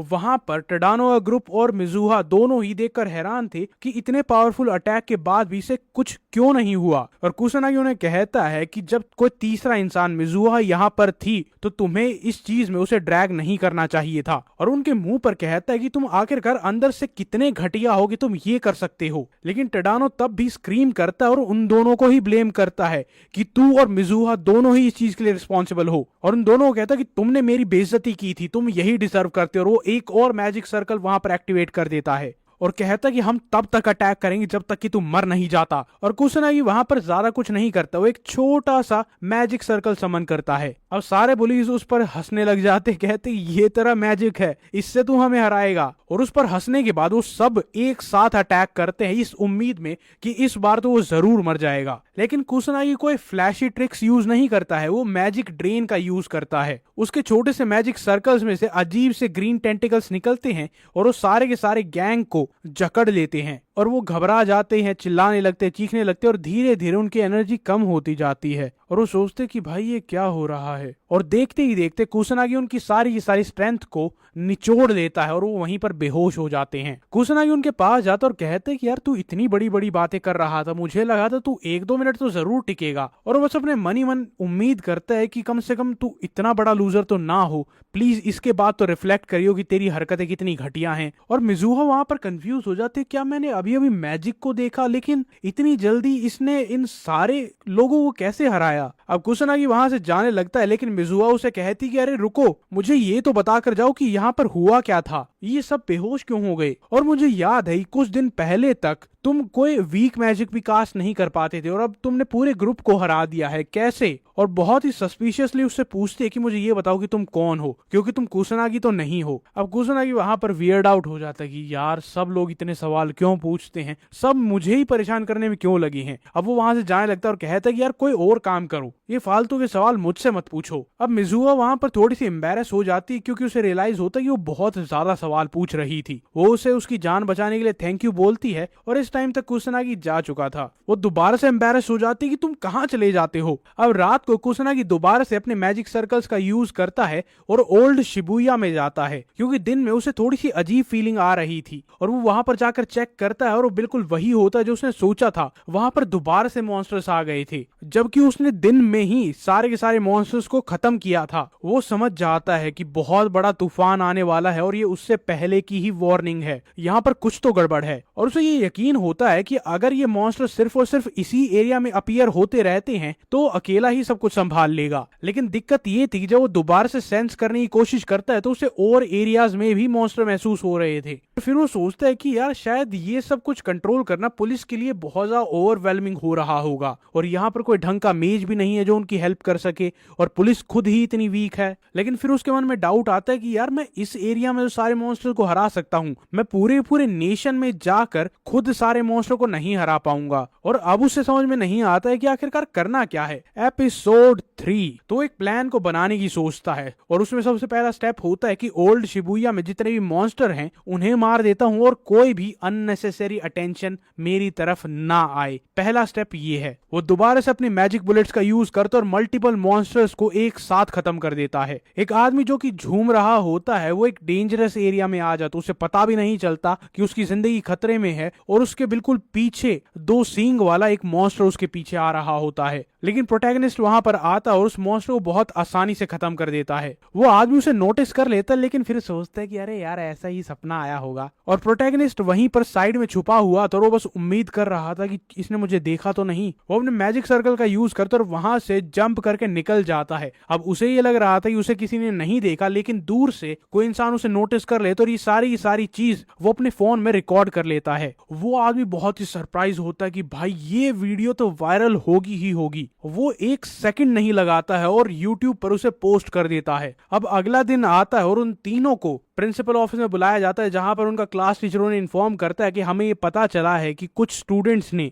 स्कूल के प्रेमिसेस के बाहर मैजिक का यूज किया था और ये बिल्कुल भी एक्सेप्टेबल नहीं है। अगर तुम तीनों में से किसी ने भी मैजिक का यूज किया होगा तो उसे यहीं के यहीं सस्पेंड कर दिया जाएगा। और टीचर उन्हें एक मौका देता है कि अपने आप को एक्सप्लेन करो। टेडानो सबसे पहले बोलता और कहता है कि सारी इसकी गलती थी, कुसनागी की वजह से हमें मैजिक यूज करना पड़ा था और यही हम पर हमला करने के लिए वहां पर आया था, इसलिए हमने मैजिक का यूज किया था, हम अपने आप को डिफेंड कर रहे थे। और कुसनागी को सबसे पहली बात तो ये अमेजिंग लगती है कि भाई कितनी आराम से झूठ बोल लेता है तू। और फिर उसे लगता है कि यार अब मेरे पास कोई ऑप्शन नहीं है, अब तो मुझे अपने आप को डिफेंड करना ही पड़ेगा। और अब जब वो अपना मुंह खोलने ही वाला होता है तभी मिजुहा वहां पर बोलने लग जाती है कि सर ये झूठ बोल रहा है, ये सब सारे मिलकर एक साथ कुसनागी को बुली कर रहे थे। जिन्होंने मल्टीपल फायर मैजिक्स का यूज किया था, वो भी सिर्फ एक इस हेल्पलेस लड़के पर। अब वो टीचर सारी बातें सुनता है और उन्हें ये बात पता चल जाती है कि कुसनागी ने भी मैजिक का यूज किया था। लेकिन वो कहती है कि उसके पास कोई ऑप्शन नहीं था, वो बस और बस सेल्फ डिफेंस था। अगर वो इतनी सारी मैजिक बॉल फायर कर रहे हैं तो कम से कम डिफेंड तो करेगा ही। और कुसुनागी हैरान हो जाता है कि भाई ये लड़की भी बहुत जोरदार बोलती है। लेकिन उसके बाद टडानो दोबारा से झूठ बोलने लग जाता है कि हम भी बस सेल्फ डिफेंस ही कर रहे थे। लेकिन मिजुआ उसे कहती है कि अपना मुंह बंद रखो, तुम झूठ बोल रहे हो, तुम क्लियरली उसे वहां पर परेशान कर रहे थे, तुम्हारा कोई सेल्फ डिफेंस नहीं था। और अब वो बिल्कुल उसकी तरफ देखकर उस पर चिल्लाने लग जाते कि तुम एक घटिया लूजर आदमी हो, कि तुम अपने ही क्लासमेट को बुली करते हो और ऊपर से झूठ बोलते हो। अब मुझे ये नहीं पता कि तुम्हें ये कहानी कैसे लगी, लेकिन मेरे को ये रिकॉर्ड करने में बहुत मजे आ रहे हैं। अगर YouTube ना होता तो मैं 2-3 गालियां और ऐड करता। और उसके बाद टडानो कहने लग जाता है कि ये लूजर है, ये स्कूल में रहना डिजर्व ही नहीं करता है। और वो अपने एक्शन को जस्टिफाई करने लग जाता है और कहता है कि मैं तो बस कचरे को स्कूल से हटा रहा था, मैं तुम सब पर एक फेवर कर रहा था। क्या तुम्हें ये अच्छा लगता है कि ये लूजर, ये दुनिया में जो ऑक्सीजन की बर्बादी है, ये हमारे साथ ही स्कूल में हमारी क्लास में बैठता है? लेकिन मिजुआ क्लियर कर देती है कि तुम्हें शायद थोड़ी सी कोई दिक्कत है, अपना दिमाग चेक करवाओ, कचरा वो नहीं, कचरा तुम हो और तुम्हारे दिमाग में है। लेकिन टडानो जो कि अभी भी बहुत ज्यादा एरोगेंट होता है, वो कहता है कि मैं टॉप ऑफ द क्लास में आता हूँ, तुम्हारे साथ में खड़े रहने के सिर्फ मैं ही लायक हूँ, और कुसुनागी तुम्हारे साथ खड़ा होना तो बिल्कुल डिजर्व नहीं करता है। और मिजुहा को समझ नहीं आता कि तुम क्या बकवास कर रहे हो। और अब टडानो बहुत ज्यादा डेस्परेट हो जाता है और कहता है कि अपनी आंखें खोलो, कुसुनागी से बात मत करो, मेरे साथ आ जाओ, मेरी गर्लफ्रेंड बन जाओ। और ये सुनकर तो सब लोग पागल हो जाते कि तू बेवकूफ है, तू क्या कह रहा है। और उसके चेहरे पर डिस्गस्ट दिख रही थी। मिजुआ कहती है कि अपना मुंह बंद रख। और टडानो उस रिजेक्शन को झेल नहीं पाता और वो हैरान हो जाता है। और तो वो दोबारा से उसे कहती है कि तू बेवकूफ है, तू इतनी वियर्ड सिचुएशन में कन्फेस कर रहा है, और तो तू इतना वायलेंट है, मुझे तू बिल्कुल पसंद नहीं है। अब कुसुनागी टडानो की तरफ देखता और सोचता है कि यार मुझे पता है कि तुम इसे नापसंद करती थी, लेकिन कुछ ज्यादा ही कर दिया। और टडानो जो कि इस रिजेक्शन को बर्दाश्त नहीं कर पाता, वो वहीं पर बेहोश हो जाता है। अब जब ये बात क्लियर हो जाती है कि कुसुनागी सिर्फ और सिर्फ अपने आप को डिफेंड कर रहा था और यहाँ पर बुरे इंसान टडानो और उसका पूरा ग्रुप है, तो प्रिंसिपल ये क्लियर कर देता है कि हमें ऐसे स्टूडेंट्स की कोई जरूरत नहीं है जो कि मैजिक का यूज करते हैं अपनी सेल्फिश नीड्स के लिए और दूसरों को हार्म करते हैं। वो टडानो और उसके सारे ग्रुप को वहीं पर रस्टिकेट कर देते हैं। अब टडानो के दोस्त कहने लग जाते हैं कि हम तो बस वही कर रहे थे जो ये हमें कह रहा था। उसके बाद प्रिंसिपल कुसुनागी और मिजुहा को वहां से जाने के लिए कहता है कि तुम अपनी क्लास ज्वाइन कर सकते हो। और मिजुहा जब बाहर जाती हो तब भी गुस्से से पागल हो रही होती है कि टडानो सबसे घटिया आदमी है, उसने सोचा भी कैसे। लेकिन कुसुनागी बहुत ज्यादा चिल होता है और वो कहता है कि अब क्या होगा, वो तो रेस्टिकेट हो गए हैं। और वो एक्सप्लेन करती है कि अब दुनिया में कोई चांस नहीं है कि वो मजिशियंस बन पाएंगे। लेकिन उसके बाद वो कुसुनागी पर ही गुस्सा हो जाते और कहती है कि तुमने अपने लिए कुछ बोला क्यों नहीं। और कुसुनागी कहता है कि मैं बोलने वाला था अगर तुम मुझे चांस देती। लेकिन फिर वो कहता है कि एक सेकंड रुको, और उससे पूछती है कि क्या हुआ। और कुसुनागी कहता है कि तुमने मेरी बहुत बार मदद की है, जब क्लास में मेरी फाइट हो रही थी तब, उससे पहले भी एक बार, ग्राउंड में भी, और आज भी। उसे गुड गर्ल कहता है, जिसकी वजह से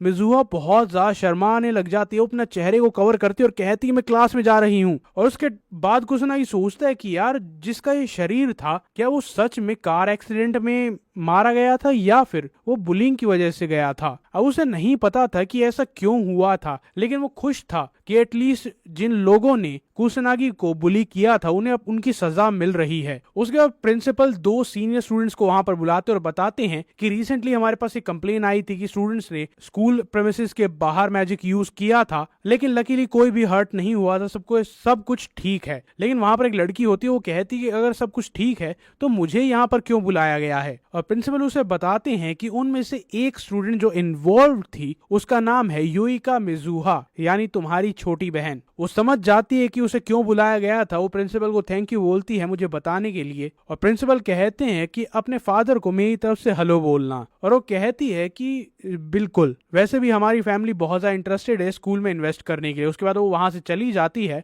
और उस टाइम पर प्रिंसिपल एक बात सोचने लग जाते हैं, क्या कुसुनागी बहुत ज्यादा स्ट्रॉन्ग स्टूडेंट है, क्योंकि एक साथ इतने सारे लोगों को हराना कोई नॉर्मल बात नहीं होती है। और वो दोनों स्टूडेंट भी यही सोच रहे होते हैं। उनमें से जो लड़का होता है वो सोचता है क्या कुसुनागी हमसे स्ट्रॉन्ग होगा, लेकिन वो लड़की लड़की कहती कि ऐसा हो ही नहीं सकता, मैं एक नोबल फैमिली से आती हूँ, वो मुझसे ज्यादा स्ट्रांग हो ही नहीं सकता। लेकिन वो लड़का बहुत ज्यादा क्यूरियस होता है और कहता है कि मुझे उससे मिलना है, एक बार तो मुझे खुद देखना है कि वो कितना स्ट्रांग है। इस लड़की का नाम है रुइका और इस लड़के का नाम है रियूची। और इसके बाद कुसनागी सोचता है कि यार मेरी लाइफ दोबारा से बोरिंग हो गई है, अब सारे बुलीज तो चले गए हैं। उसके बाद वो कुछ स्टूडेंट्स को बात करते हुए सुनता है ब्लैक मेज के बारे में और कुसनागी सोचते क्या ये ब्लैक मेज वही है जो नोबल्स के बारे में बात हो रही थी, ये कौन है। लेकिन फिर वो सोचता है कि अरे छोड़ो बाद में देखता हूँ यार, अगर कुछ जरूरी होगा तो बाद में देखा जाएगा। लेकिन तभी वहां पर टीचर आते और उसे कहते हैं कि आ जाओ, जो स्टूडेंट लास्ट टाइम पर अपनी मैजिक असिस्टमेंट टेस्ट को कंप्लीट नहीं कर पाए थे उन्हें अब करने का मौका मिलेगा। मिजुहा भी वहां पर होती है जो कि बहुत ज्यादा खुश होती है क्योंकि अब उसे फाइनली देखने का मौका मिलेगा कि कुसनागी आखिरकार कितनी मैजिक पावर छुपा कर बैठा है। लेकिन सडनली वो देखती है कि उसकी बड़ी बहन भी वहां पर आई हुई है।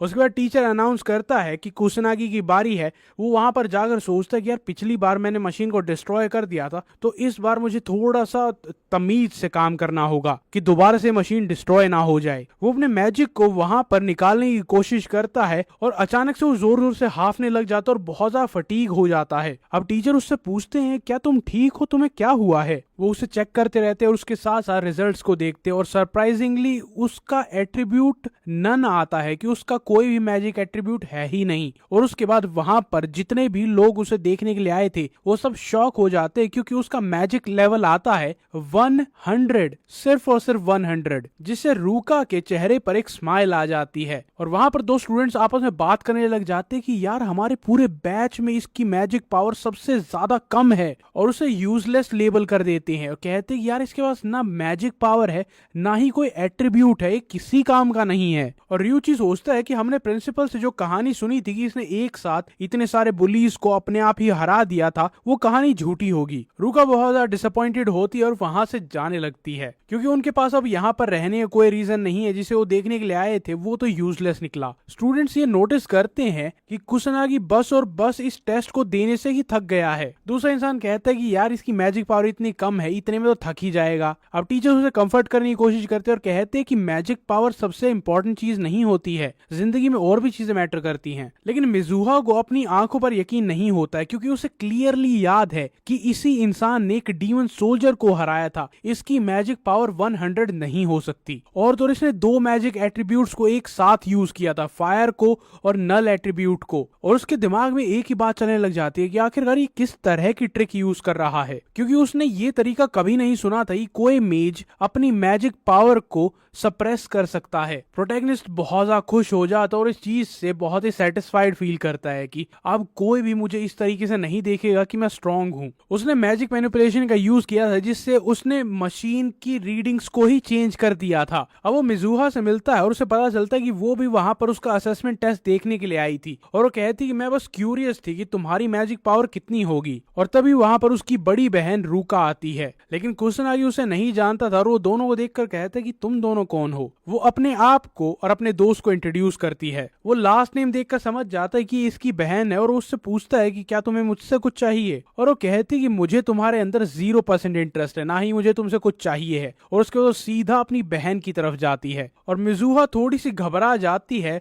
और उसकी बड़ी बहन उसके पास आकर कहती कि तुम कितनी बेशरम हो, तुम कुछ बुलीज के सामने जीत नहीं पाई और तुम्हें बचाने वाला ये लूजर था जिसकी मैजिक पावर 100 है। और वो अपनी बहन से कंफर्म करने के लिए कहती है क्या मैं जो कह रही हूँ वो सच बात है। मिजुहा कहती है कि हाँ तुमने जो कहा है वो सच है। और वो मिजुहा को कहती है कि तू अकेडमी ही क्विट कर दे, तू यहाँ पर क्यों है, तू हमारी फैमिली नेम खराब कर रही है। और मिजुहा को समझ नहीं आता कि तुम ये सारी बकवास क्यों कर रही हो, और वो भी अचानक से। और उसकी बड़ी बहन उसे याद दिलाती है कि हमने आज तक जब कभी भी कम्पीट किया है तुमने एक बार भी मुझे नहीं हराया है। अब चाहे वो एकेडमिक रिजल्ट्स हो, स्पोर्ट्स हो, मैजिक पावर हो, मैजिक यूजेज हो, तुम हर एक बार हारती हो। और बड़ी बहन रूका ये सोचती है कि तुम एक मेज बनने के लायक नहीं हो। और उसे ये लगता है कि इस टाइम पर मिजुहा को ये एकेडमी छोड़कर कोई नॉर्मल स्कूल ज्वाइन कर लेना चाहिए जहां पर उनकी फैमिली की कम बदनामी हो। अब मिजुहा वहां पर रोने लग जाती है और कुछ बोल नहीं पाती, लेकिन उसकी बड़ी बहन उससे कहती है क्या तुम्हें मेरी बात समझ में आई। और वो रोते रोते बस हाँ कह देती है। कुसनागी फाइनली बीच में इंटरप्ट करता और कहता है कि तुम बहुत ज्यादा एरोगेंट हो और वो बहुत ही कोल्ड एक्सप्रेशन के साथ उसे कहती है कि आई एम सॉरी, एक बार दोबारा से रिपीट करना, क्या कहा तुमने?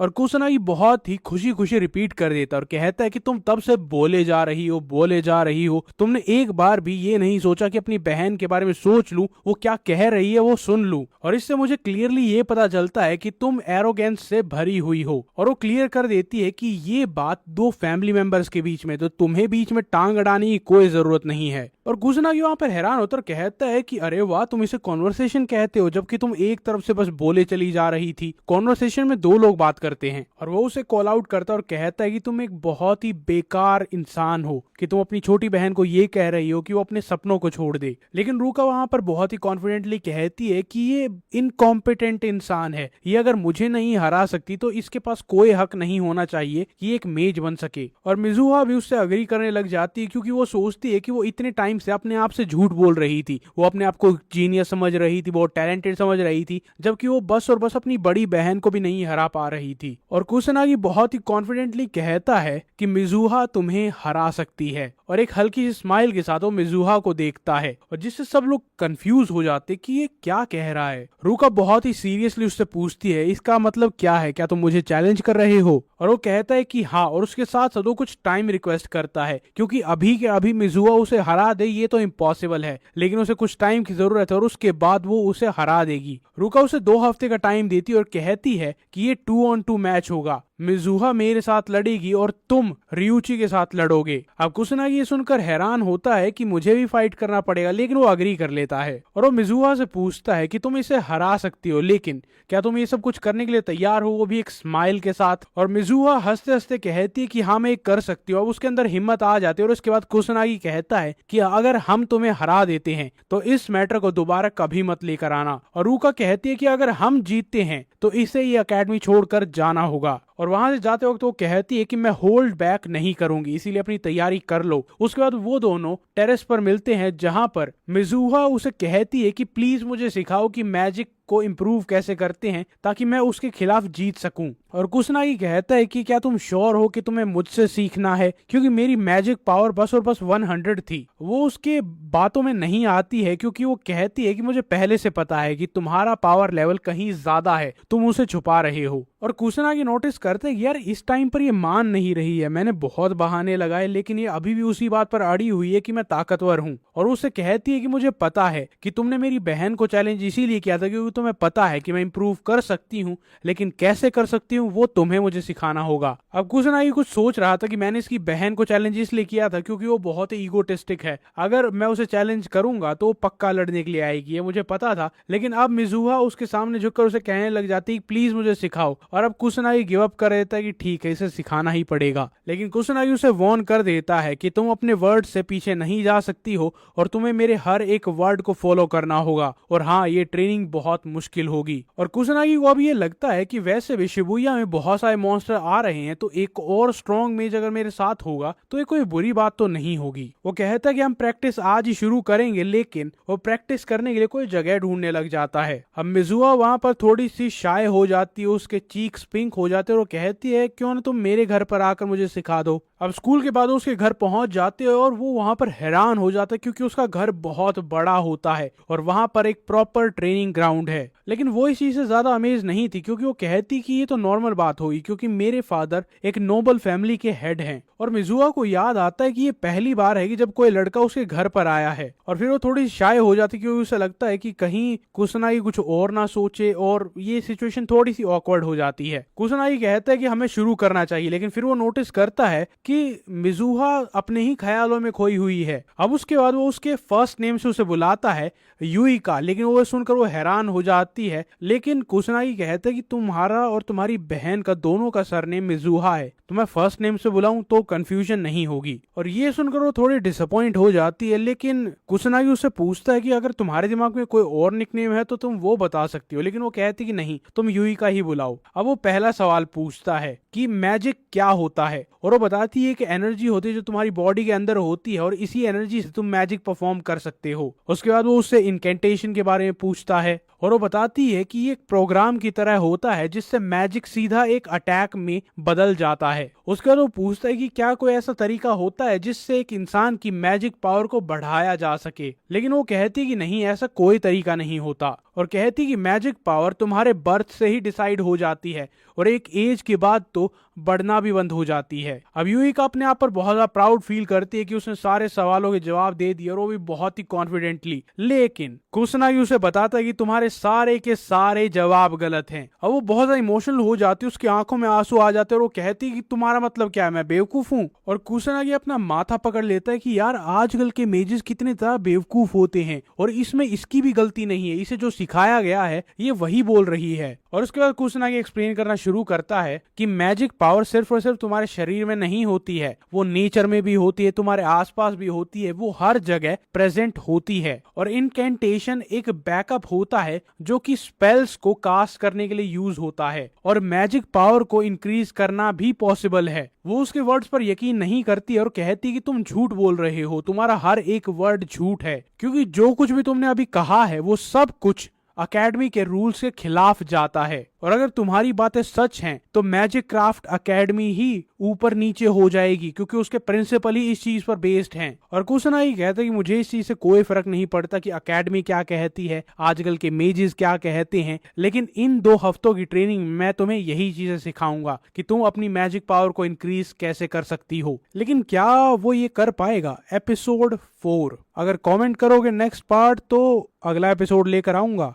कुसनागी उसे बैठने के लिए कहता है और उसके बाद कहता है कि मुझे बताना जब तुम्हें फील हो, क्योंकि मैं अपना मैना तुम्हारे अंदर चैनल करने वाला हूँ, और तुम्हें तभी बताना होगा जब तुम्हें वो मैना फील होने लग जाए। और वो ये जानकर सरप्राइज होती है कि ये भी एक तरीका होता है मैजिक को सेंस करने का। और कुसनागी उसे कहते हैं कि अगर तुम इसे फील नहीं कर पाती हो तो तुम्हारा स्ट्रॉन्ग बनना इम्पॉसिबल होगा। उसे आंखें बंद करने के लिए कहता है और उसके बाद अपना ऑरा अनलीश करता है और अपना सारा का सारा मैना उसके अंदर डालने लग जाता है। वो धीरे धीरे उसकी क्वांटिटी को इंक्रीज करता है, लेकिन वो तब भी उसे फील नहीं कर पाती और वो बहुत ज्यादा मैना इन्फ्यूज कर रहा था। वो और ज्यादा मैना रिलीज करता और वो यही सोच रहा था कि यार तू इतना ज्यादा मैना कैसे फील नहीं कर सकती। फाइनली उसे कुछ महसूस होता है और वो कहती है कि मुझे मेरी कमर थोड़ी गर्म लग रही थी। अब कुसनागी उसे बताता है कि इसे मैजिक पावर परसेप्शन कहते हैं। और अब उसे समझ में आता है कि कुसनागी पहले क्या कहने की कोशिश कर रहा था, कैसे एक दूसरे इंसान के मैजिक को फील किया जा सकता है। और कुसनागी उसे कहता है कि इस सेंसेशन को हमेशा याद रखना, क्योंकि ये बहुत ज्यादा इंपॉर्टेंट होगी आगे जाकर, और इसी के बाद तुम मैजिक को अपने आसपास अपने सराउंडिंग में डिटेक्ट कर पाओगी। और कुसनागी उसे कहता है कि अब ये हमारे आसपास हर जगह मौजूद है, सबसे पहला स्टेप होगा तुम्हें नेचर में मैना को फील करना सीखना होगा। और बहुत ही कॉन्फिडेंटली उसकी तरफ देखती और कहती है मैं बहुत जल्दी इस चीज को मास्टर कर लूंगी, क्योंकि मैं मिजुहा फैमिली की सेकंड डॉटर हूँ। लेकिन कुसनागी को बहुत ज्यादा डाउट होता है कि तुम ऐसा कुछ कर भी पाओगी। वो अपने मन ही मन सोचता है कि मैंने इतना ज्यादा मैना इन्फ्यूज किया तब जाकर तुझे कुछ महसूस हुआ था, और वो भी अपने मन ही मन इस चीज को एक्सेप्ट करने लग जाता है कि शायद ये मेज बनने के लिए सूटेड नहीं है। अब एक हफ्ता चला जाता और यूइका वहां पर रोने लग जाती कि मैं अभी भी मैना को सेंस नहीं कर पा रही हूँ। ये बहुत ही ज्यादा बड़ा लेट डाउन होता है और प्रोटैगनिस्ट वहां पर बहुत ज्यादा डिसअपॉइंट होता है कि यार ये बेसिक सी चीज है। लेकिन ये बातें वो अपने मन में ही रखता। वो सोचता कि यार एक हफ्ते में इतनी बेसिक सी चीज तुम नहीं सीख पा रही हो तो तुम आगे क्या करोगी। लेकिन फिर उसे लगता है कि ऐसा भी हो सकता है कि ये कॉन्सेप्ट इसे पहली बार पता चला है तो शायद इसकी अंडरस्टैंडिंग में थोड़ी सी कमी हो, इसलिए वो डिसाइड करता है कि वो दोबारा से अपना मैना उसके अंदर इन्फ्यूज करेगा ताकि उसे दोबारा से वो सेंसेशन याद आ सके। अब उसकी कमर पर दोबारा से हाथ रखता है और मैजिक को इन्फ्यूज करने लग जाता है। और उसके बाद वो उसे कहता है कि अपनी आंखें खोलो। वो बहुत ही हेजिटेंटली आंखें खोलती है, लेकिन सरप्राइज हो जाती है जब उसे वो ऑरा दिखाई देता है। वो बहुत ज्यादा खुश हो जाती है, स्माइल करने लगती है, क्योंकि फाइनली उसे समझ में आ गया था कि आखिरकार मैजिक परसेप्शन किसे कहते हैं। उसके बाद वो कुसनागी की तरफ देखती है और सोचती है कि तुम्हारे अंदर इतना कम मैजिक क्यों है, जिससे वो थोड़ी सी कंफ्यूज हो जाती है। उसके कुसनागी उसके एफर्ट्स के लिए उसे की तारीफ करता है, लेकिन वो उससे कहती है कि अरे मैं नेचुरल इंसान हूँ, मैं एक जीनियस हूँ। और कुसनागी उसके कमेंट को इग्नोर करता है और कहता है कि अब हम नेक्स्ट चीज जो करेंगे वो होता है अपने मैना को या अपने मैजिक को कंट्रोल करना। और उसे समझाता है कि किसी भी स्पेल को यूज करने के लिए कुछ पावर लगती है, वो तुम्हारी मैजिक पावर होती है। मान लो तुम्हारे पास मैजिक पावर के 100 पॉइंट हैं, अब तुम ये कर सकती हो कि उस 100 पॉइंट्स में से 50% 50% पावर एक अटैक में यूज कर लो और 50% पावर दूसरे अटैक में यूज कर लो। लेकिन तुम ये भी कर सकती हो कि तुम 20% पावर एक अटैक में यूज करो, उसके बाद तुम 5 अटैक कर सकती हो। और तुम्हें सिर्फ और सिर्फ एफिशिएंसी पर ध्यान देना है कि तुम अपनी लिमिटेड पावर से कितने ज्यादा और कितने केयरफुली क्राफ्टेड अटैक्स कर सकती हो।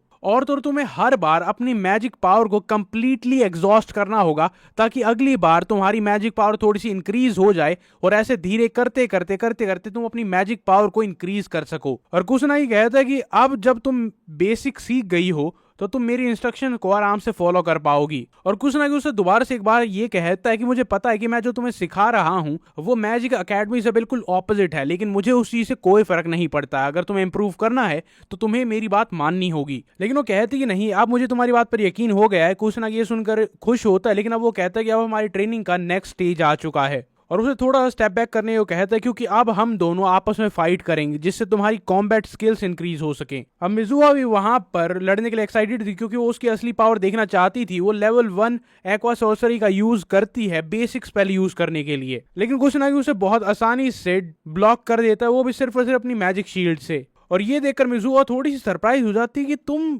ब्लॉक कैसे कर पा रहे हो। और कुसनागी बताता है कि मैंने लेवल 1 मैजिक का यूज किया है, बैरियर मैजिक का। और कुसनागी वहां पर बिल्कुल क्लियर कर देता कि अगर तुम इस वीक बैरियर को भी नहीं तोड़ पाती हो तो अपनी बहन के खिलाफ तुम कभी नहीं जीत पाओगी। अब वो थोड़ी डेस्परेट हो जाती है और आइस बुलेट्स वहां पर फायर करने लग जाती है, लेकिन कुसनागी मूव करता रहता है और उसे भी यही सलाह देता है कि तुम्हें अटैक करते वक्त मूव करते रहना है। अगर तुम वहीं पर खड़ी रहोगी तो जल्दी ही हार जाओगी। वो और ज्यादा गुस्से में हो जाती है और ज्यादा अटैक करती है, लेकिन फाइनली वो एग्जॉस्ट होकर जमीन पर गिर जाती है। और कुसनागी उसे कहता है कि एक साथ इतने सारे मैजिक का यूज करना वो बिना किसी एफिशिएंसी के, ये बहुत ही बेकार बात है। मैंने तुम्हें पहले ही कहा था तुम्हें ज्यादा से ज्यादा एफिशिएंट होना है। और तो उसे समझाता है कि अगर तुम एक अपने अटैक पावर को कंट्रोल करना सीख जाओगी तो तुम बिना इनकेंटेशन के स्पेल्स को यूज कर पाओगी। कुसनागी उसे कहता है कि मुझे ध्यान से देखना, मैं दिखाऊंगा कि तुम मैजिक कैसे यूज करती हो। वो फायरबॉल मैजिक का यूज करता है। वो 2 फायरबॉल दिखाता है, एक में वो दिखाता है कि वो कैसे यूज करती है, इसमें बहुत ज्यादा मैजिक पावर यूज होती है, और दूसरा दिखाता है कि वो कैसे यूज करता है और उसे डिफरेंस समझाता है। और अब कुसनागी उसे कहता है कि तुम्हें इनकेंटेशन की बिल्कुल भी जरूरत नहीं होती है। उसे सारी चीजें एक्सप्लेन करता है और उसे समझ में आता है कि मैजिक स्पेल को यूज करने के इनकेंटेशन की जरूरत नहीं है, बस उसे कंट्रोल करना सीखना होगा। और अब वो कहता है कि तुम्हारा पहला काम अब ये होगा, और इससे उसका मैजिक क्राफ्ट बहुत ज्यादा सिंपल हो जाएगा। अब उसे कहता है कि खड़ी हो जाओ और दोबारा से फाइट करो। कहती है कि बहुत जल्दी, मैंने अभी अभी अपना सारा मैजिक यूज किया था। लेकिन कुसनागी एक बहुत ही कोल्ड एक्सप्रेशन के साथ कहता है कि अगर तुम अभी कभी खड़ी नहीं होगी तो तुम कभी नहीं जीत पाओगी। और वो कहता है कि अगर तुम ढंग से ट्रेन नहीं करोगी तो ये सब कुछ मीनिंगलेस है। और दोबारा से फाइट करते हुए एग्जॉस्ट होकर जमीन पर गिर जाती है। कुसनागी उससे पूछता है क्या तुम ठीक हो? वो कोई जवाब नहीं देती है, लेकिन बदले में वो कहता है कि अब से हम हर रोज पूरा 1 हफ्ता ऐसे ही ट्रेन करेंगे। उसके बाद रात को दूसरे एरिया में जाता है जहां पर उसने मॉन्स्टर्स को सेंस किया था। वो वहां पर जाकर यही कोशिश करता है कि सारे के सारे मॉन्स्टर को खत्म कर दे, लेकिन जैसे ही वो अगले दिन आता है या सुबह आता है तो मॉन्स्टर दोबारा से वापस आ जाते हैं। और तभी वो नोटिस करता है कि एक मॉन्स्टर एक बच्चे पर हमला कर रहा हो, तो जल्दी से भागकर वहां पर जाता है और टाइम पर पहुंच भी जाता है और उस मॉन्स्टर को एक ही स्ट्राइक में खत्म करता है और उस बच्ची को बचा लेता है। और उस बच्चे से पूछता है क्या तुम ठीक हो? लेकिन उसे थैंक यू बोलने की बजाय वो बच्चा वहां पर फोन निकाल कर उसकी वीडियो बनाने लग जाता है। लेकिन कुसनागी वहां पर जल्दी से भाग जाता और सोचता है कि यार आजकल के इंसान कैसे हैं। उसने अपना ग्रेटिट्यूड शो नहीं किया, थैंक यू नहीं बोला, बस वीडियो लेने लग गया। और वो सोचता है कि आजकल के लोगों के साथ कुछ तो अजीब हो रहा है और डिसाइड करता है कि अगली बार से मैं अपना चेहरा पूरा कवर करूंगा। अब अगला दिन आता है, वो ट्रेन करते रहते हैं, लेकिन वो जल्दी ही एग्जॉस्ट होकर गिर जाती है। और कुसनागी उसे बहुत ही कोल्ड ट्रुथ बताता है कि तुम इंप्रूव कर रही हो लेकिन अपनी बहन के आसपास भी नहीं हो। अगर ऐसे ही चलता रहा तो तुम उसे जीत नहीं पाओगी, और अगर तुम गिव अप करना चाहती हो तो कोई बात नहीं, मैं समझ सकता हूं। लेकिन फिर वो खड़ी हो जाती है और कहती कि नहीं,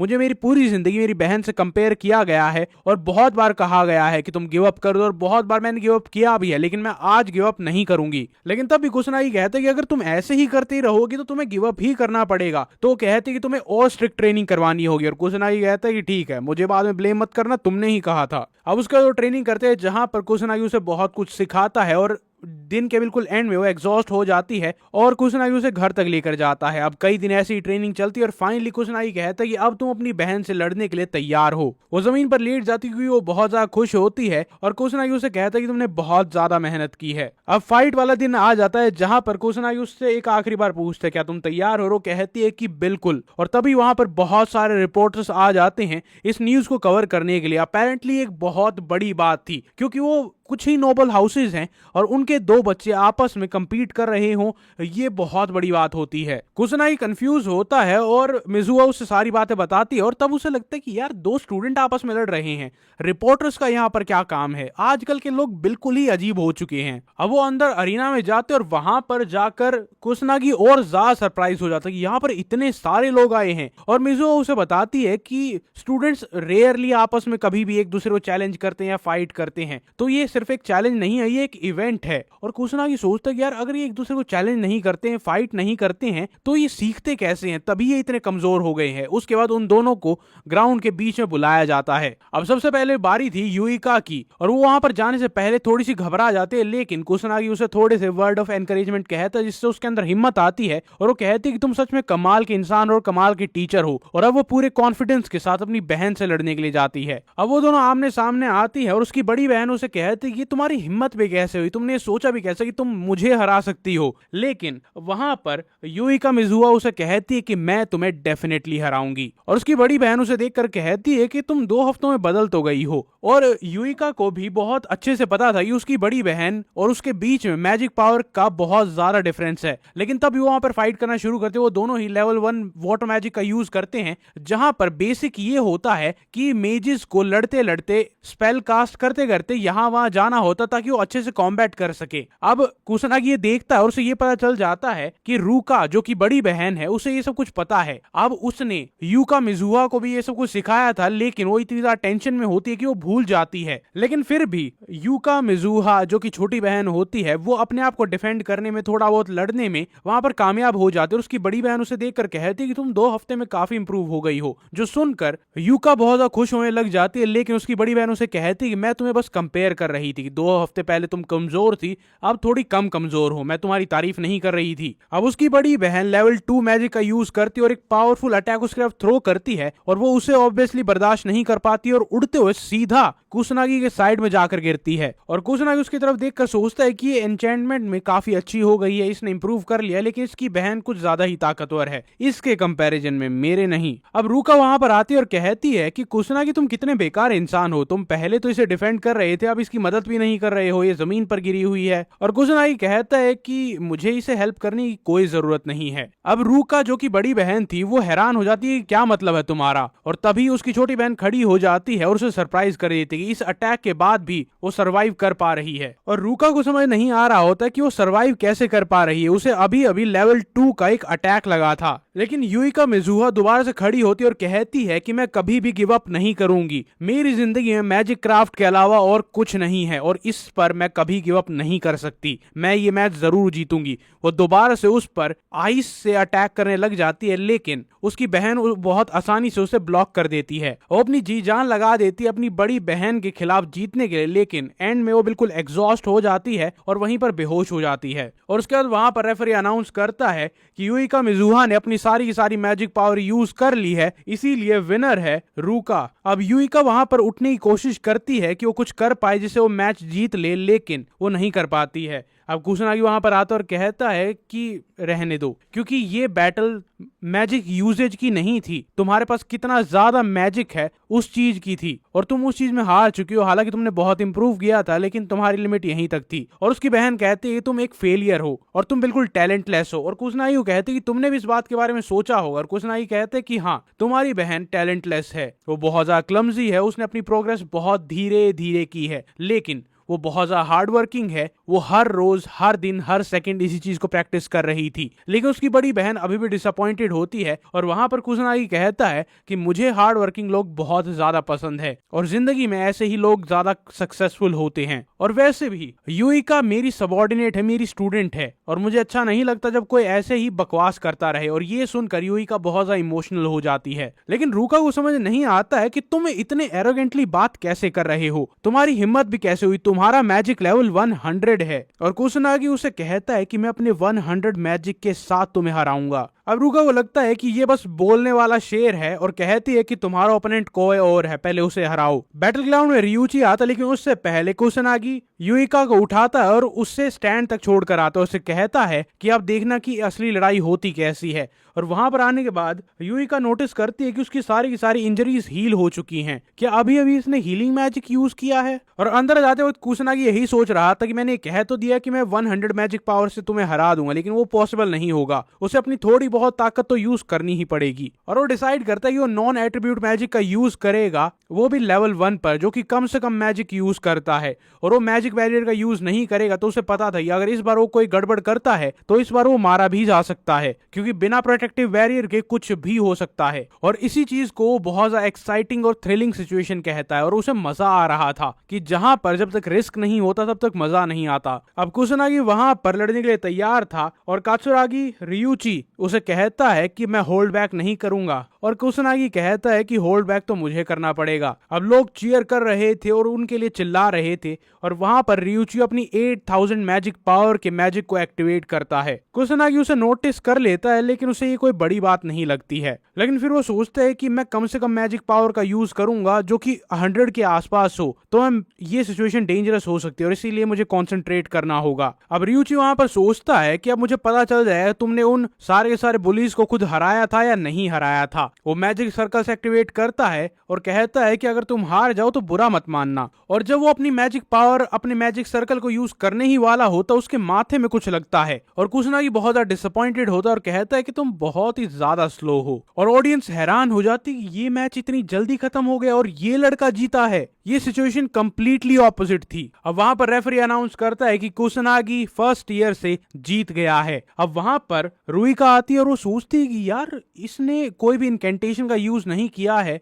इसने किस तरह की ट्रिक यूज की है। और कुसनागी वहां पर खड़ा होकर कहता है कि अब तो तुम बहुत खुश होगी क्योंकि मैच बहुत जल्दी खत्म हो गया है, अब तुम्हें और मुझे फाइट करने का मौका मिलेगा। अब रुइका एडमिट करती है कि हाँ तुम स्ट्रांग हो, लेकिन उसके बाद कुसनागी कहता है कि मैं तुमसे भी ज्यादा स्ट्रांग हूँ। और कहती है कि बकवास करना बंद करो, तुम सिर्फ बातें अच्छी करते हो। अब वहां पर जो रेफरी होता है वो अनाउंस करता है कि कुसनागी ने एक बहुत ही अनयूजुअल वे निकाल लिया है मैजिक यूज करने का और इसकी वजह से एक इंटरेस्टिंग टर्न आया है। अब जब 2 मैच अलग अलग टीम जीत चुकी है तो तीसरा मैच डिसाइड करेगा कि इस मैच का अल्टीमेट विनर कौन होगा। अब कुसनागी दोबारा से सेम ट्रिक यूज करता है, वो मैजिक बुलेट उस पर फायर करने लग जाता है और इसी के साथ रुइका को पहले से पता चल जाता है कि वो क्या कर रहा है। वो अडेप्ट कर लेती है और वो पहले से अपने आप को डिफेंड कर रही थी। अब कुसनागी को ये पता था कि अगर वो लेवल 100 का मैजिक यूज करेगा तो उसके पास इनफ पावर नहीं है कि उसे हरा सके अनटिल और अनलेस सीधा उसके माथे पर निशाना लगे, जो कि अब नहीं हो रहा है। लेकिन दूसरी तरफ रुइका बहुत ज्यादा हैरान थी कि मेरे इतने अटैक करने के बाद भी ये अनफेज्ड अनहार्म्ड कैसे खड़ा है। वो समझ जाती कि वो मैजिक कोई स्ट्रॉन्ग यूज नहीं कर रहा है, लेकिन अनहार्म्ड कैसे खड़ा है। और ऑडियंस तो इस बात से कंफ्यूज थी कि इतने सारे वाटर अटैक के बाद भी